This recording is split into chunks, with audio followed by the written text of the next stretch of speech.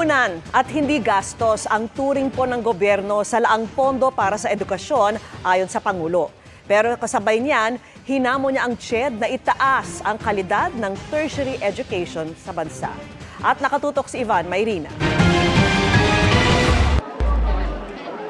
Sa pagtatapos ng 2023, 81 Philippine universities ang pasok sa iba't ibang world rankings. Tumaas yan kumpara sa 52 universidad noong July 2023, ayon mismo sa Pangulo. Yun nga lang, wala sa mga itong nasa top 100. Katunayan na nanguna base sa Times Higher Education Asia University Ranking, nasa pagitan ng rank 400 to 500 na. Kaya ang Pangulo, may hamon sa Commission on Higher Education sa kanyang pagdalo sa Higher Education Summit kanina. This just goes to show that much work is still to be done.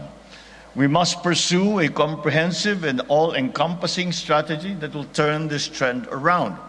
Utos ng Pangulo ay ang kalidad ng tertiary education sa bansa. Handa raw niya itong tapatan ng buong suporta sa edukasyon na anya'y pinakamahalagang bahagi ng National Development Agenda ng kanyang administrasyon. Pangunahin dito ang commitment na pagpapatuloy at pagpapalawak pa ng libreng tertiary education. Ngayong taon, 134 billion pesos ang pondong inilaan para sa state universities and colleges. We know that whatever is spent on education, we should never regard as an expenditure. It is an investment in our people. It is an investment in our country. It is an investment in our future.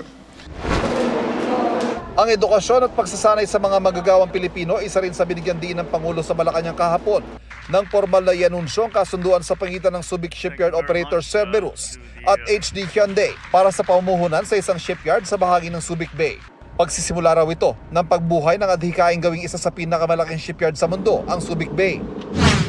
Nagkaroon din ng command conference ng Philippine Army sa Malacanang kahapon kasama ang Pangulo. Para sa GMA Integrated News, Ivan Mayrina, nakatutok, 24 oras.